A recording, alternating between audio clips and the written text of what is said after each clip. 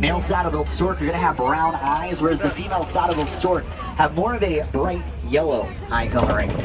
Now we head out from the forest and we head over to the Safi River. We're going to look for some more aquatic animal out here. Now, while we're out here, we're definitely going to keep our attention in the water. It's typically where these animals can be found. My right-hand side of the truck, we'll take a look at the water on the right.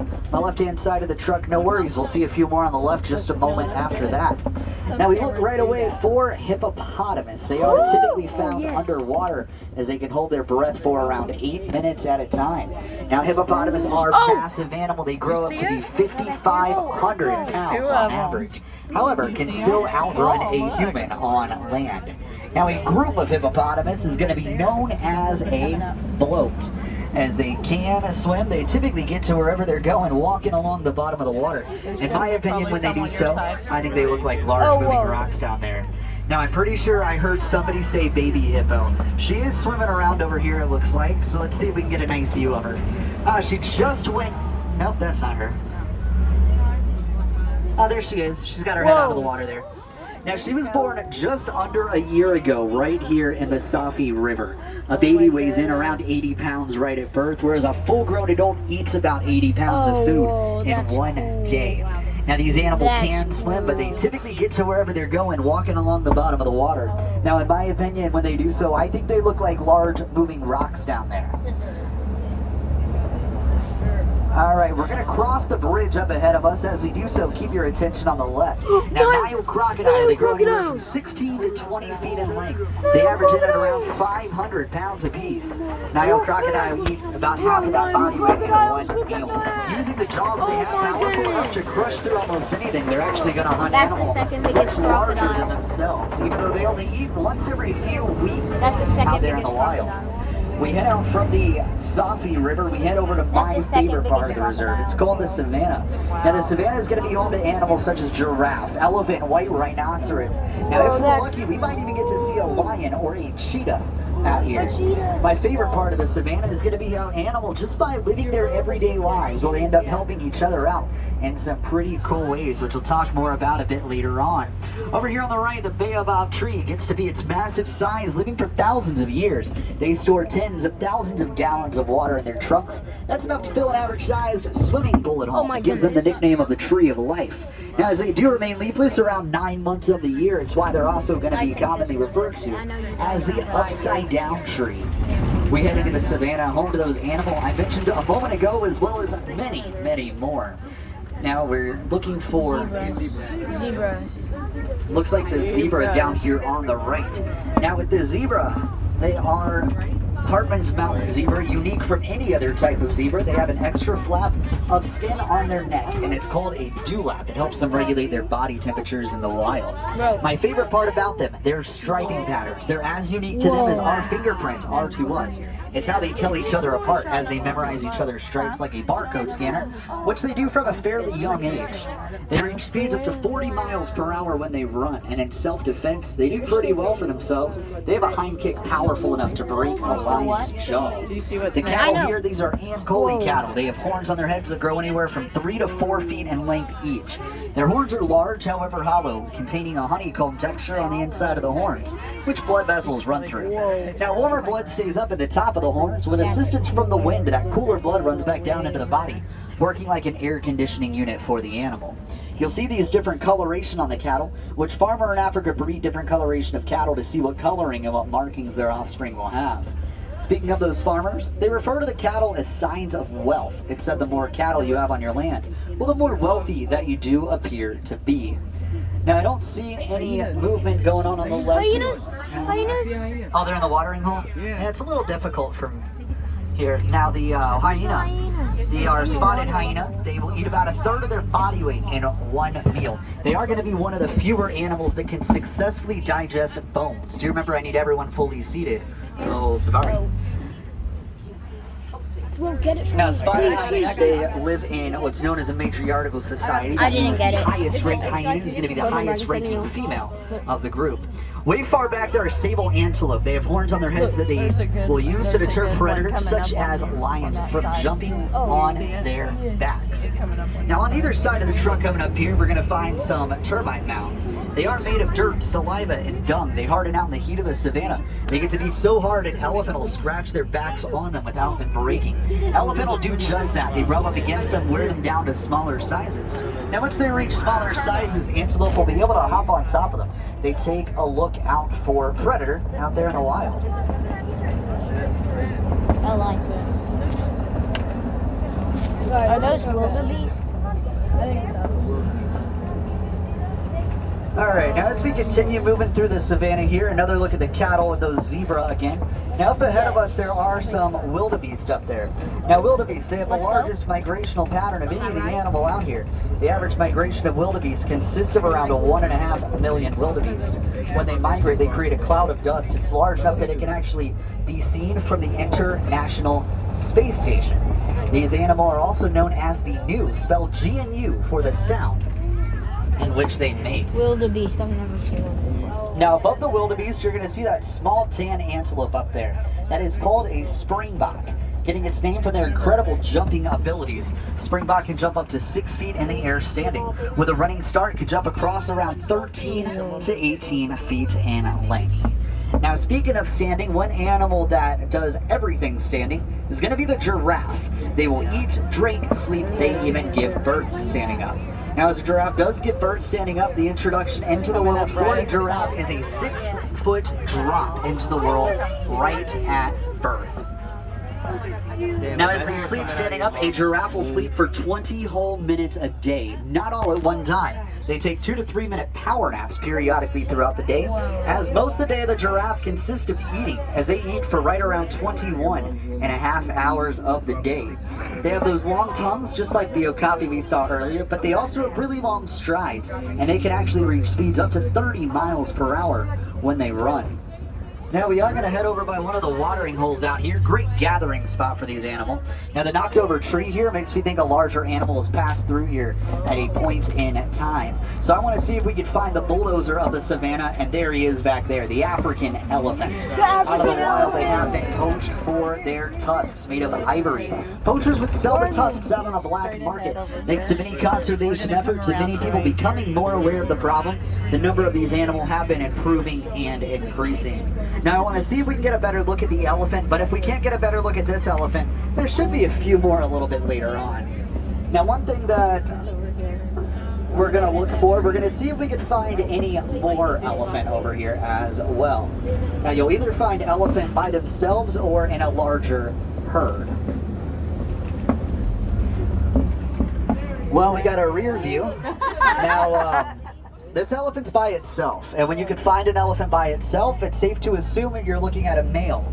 As the male, they get kicked out of the herd at 13 years of age, whereas the female elephant will typically stay with a herd for life. Now, in a herd of elephant, that herd is going to be led by the oldest and the wisest of the female elephant. Now, if there happens to be a male elephant in the herd, just like those hyena, that highest ranked male ranks just below that lowest ranked female elephant in the herd. Now, as we head on off of the bridge here, we approach the red clay pit, a great place for us to find more signs any kind of animal could be nearby. Hopefully I see another hyena. I could not get the hyena.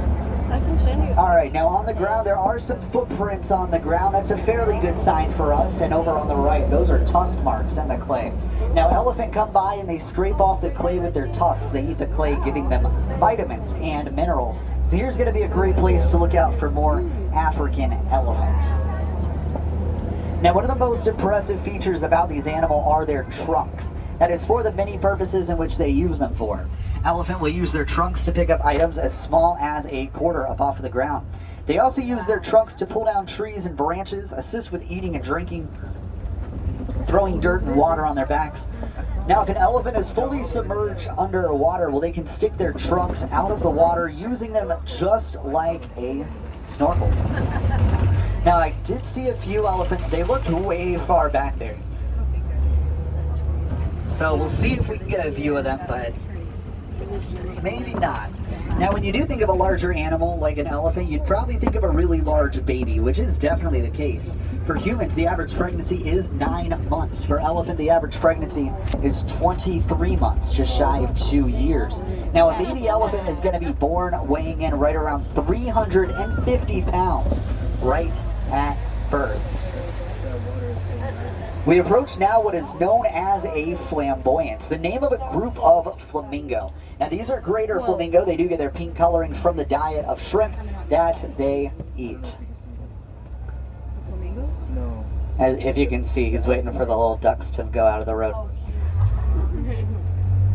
Now, flamingo are born gray. You can tell because there's a few baby flamingo up here. Now, the baby flamingo, they were actually hatched within the past couple of weeks, right here on the savannah. Now, these are greater flamingo. They get their pink coloring from the diet of shrimp that they eat, and you will find them fully upside down in the water, feet bobbing back and forth. That's how they eat, as they are bottom feeders. Now, that over there, that's the youngest elephant on the reserve. She is just around 6 years old.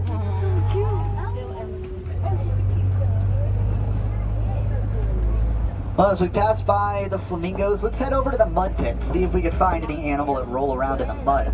Now over here, what we're going to look for are the white rhinoceros. They use the dirt for the mud just like the elephant, the black rhinoceros, as a natural form of a sunscreen or a bug repellent for the animal. There she is. Now, a full-grown adult white rhino weighs in at 5,000 pounds fully grown. A baby weighs in anywhere from 88 to 150 pounds right at birth. Now, I don't see any white rhinos over here right now, but we're still going to keep a lookout a little bit later on. Oh, and well, there's an ostrich. Oh, there's an ostrich right here, too. Now, ostrich, they're flightless birds. They can reach speeds up to 45 miles per hour. Even though they're flightless, their wings are not useless. They use their wings as a steering mechanism out when they run.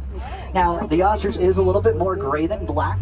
That's how we can tell this is a female, as the male are going to be significantly darker in their coloring. oh, that's awesome.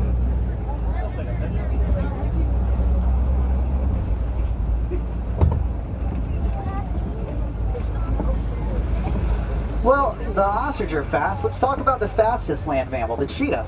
Over here on the left, cheetah are known as the fastest land mammal. They can reach speeds up to 65 miles per hour. However, they can only reach those high speeds around 30 seconds or so before tiring out. Cheetah are going to be one of the larger of the cat species that are going to purr instead of roar.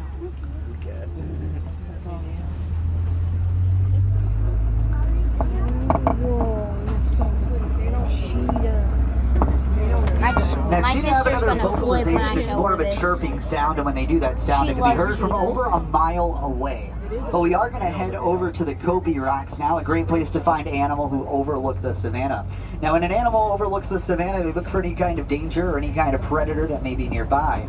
If an animal senses any danger or sees any predator, what they do is alert the others to get to a much safer location. It definitely helps them out as they take a look out for each other in the wild.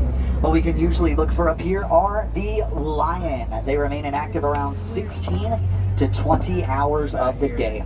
During the daytime, typically found resting, lion are nocturnal animals, meaning at night, as when the lioness will go out and hunt, bringing back food for the entire family.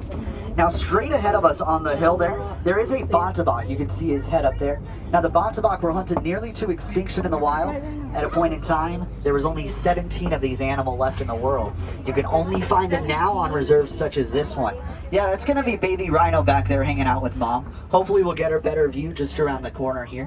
Now, she was born December of last year, so right around 6 months old, and she weighs in well over the 600-pound mark already. They grow up pretty fast. Now, I still don't see anything over here on the left, but usually with lion, you do hear them before you see them. And the wild, a lion's roar can be heard from around 5 miles away. Now, we're heading over to the burrows, where we can see if we can find any burrowing animals. More specifically, looking for the largest burrowing animal in Africa. Just behind the tree there, well, just kind of went more behind the tree. If you look to the left of the tree, you'll see a warthog. Now, warthog are burrowing animals. They don't like to dig their own burrows. They prefer taking them over from previously dug animals. pretty cool as Animal come out, dig burrows, and abandon for others to take over. Just like Animal overlooking the Kopi rocks or Elephant wearing down Termite Mountains, it's pretty cool to see how Animal help each other out by living their everyday lives in the wild.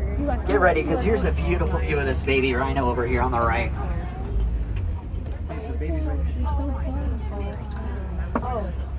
I don't see it. Oh, I see it. Now you're also going to see the rhino hanging out next to the ostrich eggs over here. Now ostrich eggs, they get to be so strong a grown adult can stand on them without them breaking. Ostrich eggs do take right around 44 days or so to hatch. Now we saw some pretty cool animals out here on the savannah. We're going to make our way out from here, head over into Magadi Glen. Now over the years, Magadi Glen has been home to many different species of animal, and right now is currently home to one of our warden. What's our warden? Now our warden has adopted a family of Nigerian dwarf goat. So while we're out here, we're going to see if we can find either any of the warden or any of those Nigerian dwarf goat out and about.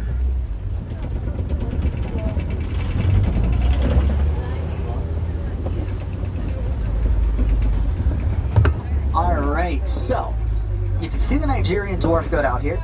You will find adults and babies out here. You're going to find some in the truck, sometimes they're on the roof. Up by the front door, they have quite literally taken over.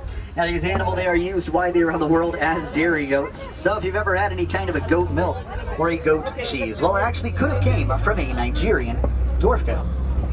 But I think it is time that we head out from Magadi Glen. Let's head back over into the village of Harambe. Now in Swahili, Harambe means to come together. So we head back into the village where we all come together. Heading out from the animal world, heading back into our world. If you think about it, we're not all that far apart.